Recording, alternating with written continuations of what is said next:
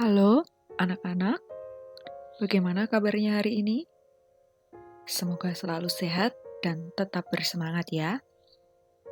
Hari ini kita akan belajar IPS dengan materi potensi ekonomi negara-negara anggota ASEAN.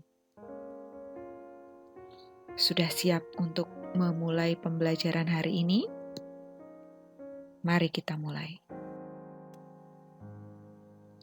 Sebelum membahas potensi dan kegiatan ekonomi negara ASEAN, terlebih dahulu kita ingat lagi tentang kondisi geografis Asia Tenggara.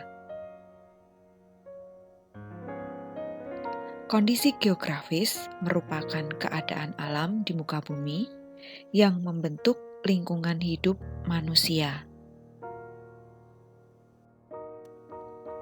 Kondisi geografis Asia Tenggara karena terletak di wilayah yang sama, maka memiliki beberapa kesamaan. Di antaranya, yang pertama, keadaan iklim, yang kedua, keadaan tanah, yang ketiga, flora dan fauna, dan yang keempat, wilayah laut. Persamaan kondisi geografis ini menyebabkan potensi dan kegiatan ekonomi negara-negara di Asia Tenggara memiliki persamaan, terutama dalam hal hasil bumi. Mari kita bahas satu persatu. Dimulai dari keadaan iklim. Bagaimana keadaan iklim di Asia Tenggara? Secara astronomis, kawasan Asia Tenggara terletak di antara 28 derajat lintang utara sampai 11 derajat lintang selatan, sehingga sebagian besar wilayahnya beriklim tropis. Ada juga wilayah yang memiliki iklim subtropis, yaitu Myanmar bagian utara. Apa saja ciri iklim tropis? Yang pertama, curah hujannya tinggi. Hal ini karena pengaruh dari angin muson barat. Yang kedua, suhu udaranya panas karena berada di dekat garis ekuator atau garis khatulistiwa. Unsur yang kedua yaitu kondisi tanah. Kawasan Asia Tenggara memiliki dua macam kondisi tanah. Yang pertama, tanah vulkanis. Terbentuk dari letusan gunung berapi. Bersifat subur sehingga baik untuk pertanian. Tanah vulkanis ini terdapat di Indonesia, Thailand, Malaysia, dan Myanmar. Yang kedua, tanah aluvial atau tanah endapan. Dibawa dan diendapkan oleh aliran sungai. Tingkat kesuburan tinggi sehingga sangat baik untuk sektor pertanian. Terdapat di lembah dan delta Sungai Nan, Sungai Mekong, dan Sungai Bengawan Solo. Yang ketiga, flora dan fauna. Iklim tropis dengan curah hujan yang tinggi menumbuhkan hutan tropis yang kaya akan flora dan fauna, menghasilkan kayu dan rotan yang berguna untuk membuat beraneka macam barang dan bahan bangunan. Unsur yang keempat yaitu wilayah laut. Hampir semua negara di kawasan Asia Tenggara memiliki laut, kecuali Laos. Ingat pelajaran kita sebelumnya, ada julukan untuk Laos, yaitu tanah atau negara yang terkunci. Laut merupakan sumber daya alam yang penting. Mengapa? Karena laut memiliki banyak manfaat. Di antaranya, sebagai sumber bahan pangan berupa ikan dan hasil laut lainnya. sebagai jalur transportasi air, sebagai objek wisata, dan sebagai sumber bahan tambang seperti minyak dan gas bumi.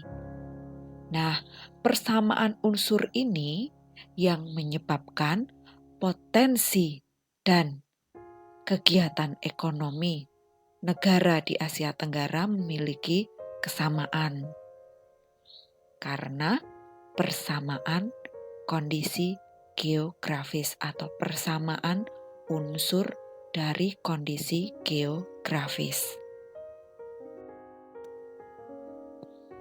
Lalu apa saja potensi dan kegiatan ekonomi negara-negara ASEAN? Mari kita bahas satu per satu. Dimulai dari Brunei Darussalam. Brunei terkenal dengan kekuatan sumber daya alam berupa minyak bumi. Berarti ini sebagai potensi ekonomi. Kemudian, Brunei menjadi negara di Asia Tenggara yang memiliki pendapatan per kapita tertinggi karena gas alamnya. Ini juga menjadi potensi ekonomi. Lalu apa saja kegiatan ekonominya?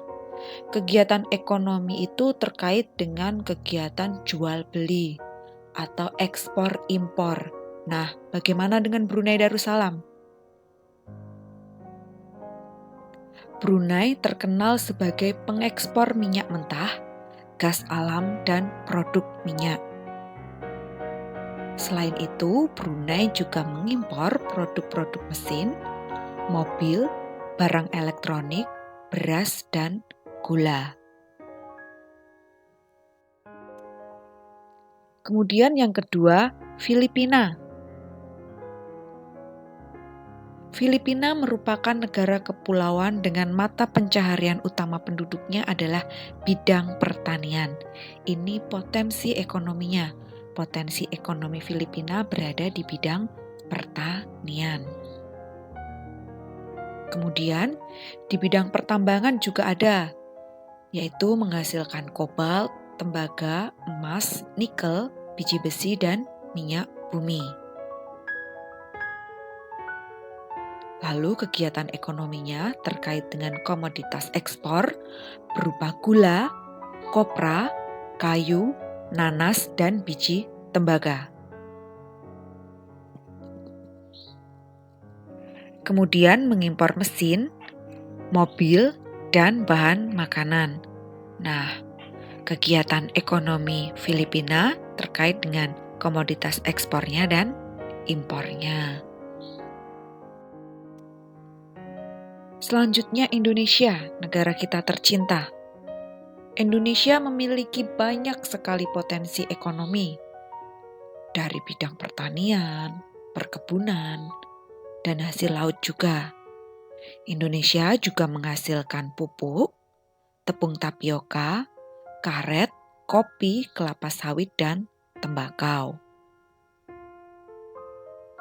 Keindahan alam Indonesia merupakan daya tarik yang menjadi sumber devisa negara dari sektor pariwisata. Ini juga potensi ekonomi dari sektor pariwisata yang berupa keindahan alam. Kegiatan ekonominya apa? Masih sama terkait dengan kegiatan ekspor-impor. Indonesia mengekspor hasil bumi berupa timah, tembaga, besi, minyak, gas, dan nikel. Komoditas ekspor dari hasil laut berupa ikan tuna dan udang. Kemudian Kamboja. Di Kamboja mengalir Sungai Mekong yang menyebabkan daerah di sekitarnya menjadi subur. Sehingga mata pencaharian utama penduduknya adalah bertani. Ini potensi ekonomi. Berarti tanah di Kamboja berupa tanah aluvial atau tanah endapan karena mengalir Sungai Mekong. Hasil pertanian yang besar adalah padi dan karet. Selain itu juga menghasilkan jagung, merica, tembakau, kapas, dan gula aren. Ini juga menjadi potensi ekonomi dari Kamboja. Potensi ekonomi yang lain dari hasil tambang berupa besi, tembaga, mangan, dan emas. Dan dari sektor industri berupa tekstil, kertas, kayu lapis, dan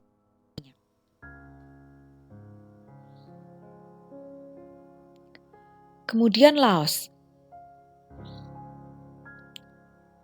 Rakyat Laos hidup di sektor pertanian yang menghasilkan beras, jagung, tembakau, jeruk, dan kopi. Ini menjadi potensi ekonomi dari sektor pertanian. Hasil alam yang lain yaitu timah dan kayu. Hasil industri masih terbatas pada pengolahan kayu. Jadi di Laos, hasil industrinya masih terbatas pada pengolahan kayu. Kemudian Malaysia. Kegiatan ekonomi utama penduduknya adalah pertanian, pertambangan, dan perindustrian. Ini menjadi potensi di Malaysia. Pertaniannya menghasilkan karet, minyak sawit, kopra, teh, coklat, lada, dan padi. Pertambangannya menghasilkan biji timah. Biji timah di Malaysia ini terbesar di dunia. Boksit, biji besi, dan minyak bumi. Sedangkan industrinya menghasilkan barang dari baja dan barang-barang elektronik. Selanjutnya, Myanmar. Mata pencaharian utama penduduk di Myanmar adalah pertanian, perkebunan, dan pertambangan. Padi merupakan hasil pertanian utama. Myanmar merupakan salah satu negara penghasil padi terbesar di Asia Tenggara. Nah, potensi ekonominya dari hasil pertanian yaitu padi. Hasil pertanian yang lain berupa gula pasir, jagung, dan kacang-kacangan. Komoditas perdagangan berupa kayu, terutama kayu jati, beras, pupuk, dan berbagai barang kerajinan. Nah, ini kegiatan ekonominya. Kegiatan perdagangan berupa kayu, beras, pupuk, dan berbagai barang kerajinan. Selanjutnya Singapura. Letaknya sangat strategis sehingga menjadi negara transit teramai di Asia. Ini menjadi potensi ekonomi. Rakyat Singapura hidup dari hasil perdagangan dan perindustrian. Kemudian kegiatan ekonominya terkait dengan kegiatan ekspor dari hasil industri berupa mesin dan alat transportasi, barang-barang konsumsi, bahan kimia, dan produk olahan minyak. Produk impornya berupa bahan mentah untuk keperluan industri dan bahan bakar minyak. Kemudian Thailand. Mata pencaharian penduduk Thailand yaitu pertanian, kehutanan, pertambangan, dan industri. Pertaniannya menghasilkan padi. Padi di Thailand ini adalah hasil pertanian terbesar, sehingga Thailand disebut lumbung padi Asia Tenggara. Selain itu, juga menghasilkan jagung, ubi kayu, petai, karet, lada, teh, tembakau, dan kapas. Ini menjadi potensi ekonomi dari sektor pertanian. Hutannya menghasilkan kayu jati. Nah, hasil buah terkenal, unggul, dan bermutu di Thailand seperti durian montong, pepaya Bangkok, dan melon Bangkok. Hasil tambang di Thailand berupa timah dan mangan. Hasil industrinya tekstil, semen, karung, dan barang elektronik. Kemudian untuk kegiatan ekonominya terkait dengan kegiatan impor berupa minyak bumi, mesin, dan mobil.